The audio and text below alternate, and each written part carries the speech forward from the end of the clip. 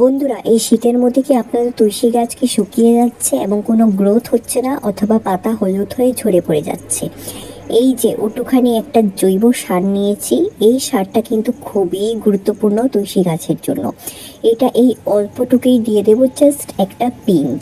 এই একটা পিঞ্চ থেকেই কিন্তু 2 মাস অবধি আমাদের তুলসী গাছ একদম সুস্থ থাকবে। একদম ঘরোয়া সার, একদম অর্গ্যানিক সার, যেটা দেওয়ার পর কিন্তু এখানে দেখতেই পাচ্ছেন নতুন নতুন গ্রোথ বেরোবে। ছোট ছোট নতুন নতুন পাতা অবশ্যই দেখতে পারবেন, আর একটা পাতাও কিন্তু নষ্ট হবে না। তো বন্ধুরা, যারা নতুন এসেছেন আমার চ্যানেলের মধ্যে, অবশ্যই আমার চ্যানেলটিকে সাবস্ক্রাইব করে পাশে থাকবেন, কারণ এটা আমার নতুন ইউটিউব চ্যানেল। আপনারা যদি আমাকে সাপোর্ট করেন তাহলে আমি এগিয়ে যাওয়ার সাহস পাবো। তো এখানে দেখতেই পাচ্ছেন ক্রমাগত কিন্তু নতুন গ্রোথ হয়েই চলেছে এই শীতের মধ্যেই। তো চলুন বন্ধুরা, ভিডিওটা একদমই স্কিপ করবেন না। স্কিপ করিয়ে গুরুত্বপূর্ণ জিনিস আপনারা অনেক মিস আউট করে ফেলবেন। চলুন এবার সময় নষ্ট না করে ভিডিওটা তাহলে শুরু করা যাক।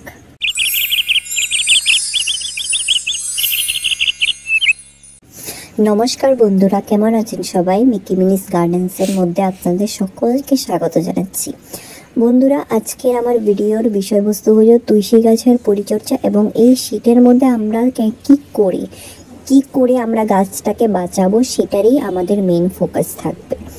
তো এখানে দেখতেই পাচ্ছেন এই গাছটি সাদা তুলসী গাছ, খুবই সুন্দর, এবং দেখেন পাতায় রঙিন হয়ে আছে, চারোদিকে সবুজ হয়ে। এখনও কিন্তু আমি আমার গাছের মধ্যে কোনো শুকিয়ে যাওয়ার কোনো রোগ এখনও গাছের মধ্যে দেখিনি, আর সমস্ত পাতা কিন্তু একদম সবুজ হয়ে আছে, একটা পাতাও কিন্তু হলুদ হয়ে ঝরে পড়ছে না। এই শীতের মধ্যে কিন্তু এই গাছগুলোকে আমি বাইরেই রেখেছি। যত কুয়াশা হচ্ছে ততই কিন্তু গাছ আমাদের বৃদ্ধি হচ্ছে, আরও ভালো নতুন নতুন গ্রোথ হচ্ছে।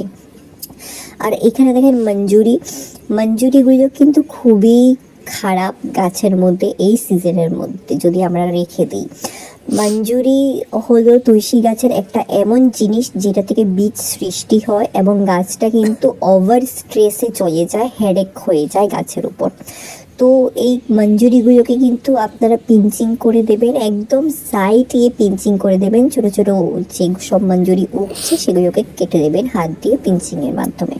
তো তার পরবর্তীতে কিন্তু গাছটা অল্প স্ট্রেস ফ্রি হবে, গাছের উপর এত একটা প্রেশার পড়বে না। আর এই যে দেখেন এই একটি গাছ, এই গাছ তো একদম ক্রমাগত নতুন নতুন গ্রোথ হয়েই চলেছে। আর পাতার সাইজও দেখেন একদম বড় বড় সাইজের পাতা।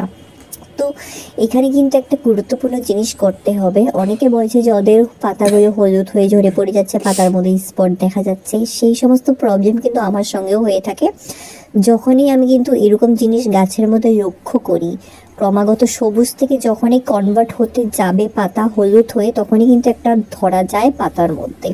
তো তখনই আমি কিন্তু ওই পাতাগুলোকে কিন্তু গাছ থেকে তুইয়ে ফেলে দিই, কারণ এই সমস্ত যদি পাতা আমি গাছের মধ্যে রেখে দিই তাহলে কিন্তু সমস্ত পাতা হলুদ হয়ে যাওয়া, শুকিয়ে যাওয়া, ফাঙ্গাস অ্যাটাক, পোকামাকড় আক্রমণ হয়ে যাওয়ার চান্সেসটা বেড়ে যায়।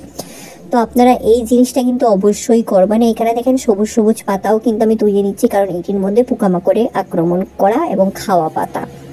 তো এই শীতের মধ্যে কিন্তু তুলসী গাছ বন্ধুরা ডরমেন্সিতে থাকে। তুলসী গাছ কিন্তু এই শীতের মধ্যে কিন্তু ক্রমাগত শুকোতেই থাকে, কোনো গ্রোথ হয় না, কোনো বৃদ্ধি হয় না, কোনো কিচ্ছু হয় না। উল্টো সমস্ত পাতা ঝরে পড়ে গাছ নাড়া হয়ে যায়।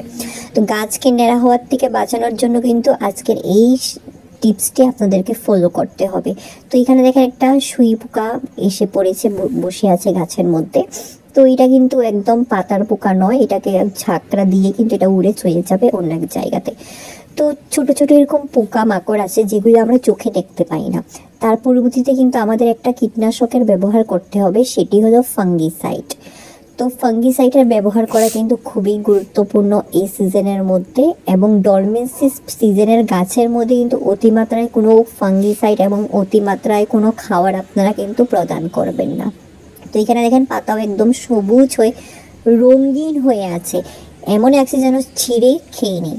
তুলসী কিন্তু খুবই গুরুত্বপূর্ণ একটা গাছ, এবং তুলসীর গাছে কিন্তু অনেক অনেক পরিচর্যা এবং অনেক কিছুতেই কিন্তু তুলসী ব্যবহার করা হয়, মেডিসিন পারপোসে সমস্ত কিছুতে।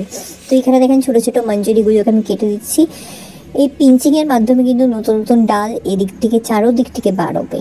বের হবে, নতুন নতুন ডাল কিন্তু চারদিক থেকেই বের হবে এবং গাছটা বুশি হবে। তা দেখতেই পাচ্ছেন এটা কিন্তু একটা গাছের মধ্যে কিন্তু আমি অতিমাত্রায় বুশি করেছি। দেখেন এখানে কিন্তু একদিন কিছুদিন আগে পিঞ্চিং করেছি, এই যে এইখানে পিঞ্চি করার মাধ্যমে দেখেন চারদিক থেকে নতুন নতুন ব্রাঞ্চেস বেরিয়ে গেছে। আপনাদেরকে আমি লাইভ প্রুফ দেখাচ্ছি। একদম ক্রমাগত এরকম পিঞ্চিং করতে থাকবেন। আর মঞ্জুরিগুলো কিন্তু গাছের মধ্যে হতে দেবেন না। মঞ্জুরিগুলো যদি গাছের মধ্যে রেখে দেন তাহলে গাছ সমস্ত এনার্জি সেই মঞ্জুরি থেকে বীজ সৃষ্টি করতে দিয়ে দেয় এবং সেই সময়ে সময়ে কিন্তু গাছ সে সমস্ত পাতাও ঝরে পড়া শুরু করে দেয় এবং তখনই কিন্তু গাছটি শুকিয়ে যাওয়ার চান্সটা বেড়ে যায়। তো এখানে দেখেন যেগুলো পাতা হলুদ হওয়া মানে কনভার্ট হচ্ছে হলুদের দিকে, সেই সমস্ত তুলে নিচ্ছি। তো কীটনাশকের ব্যবহার আপনারা একটা জিনিস করতে পারেন খুব ভালো, সেটি হলো নিম পাতা সেদ্ধ করা জলের কীটনাশকের ব্যবহার করবে। সপ্তাহের মধ্যে 2 দিন করিয়েই হবে।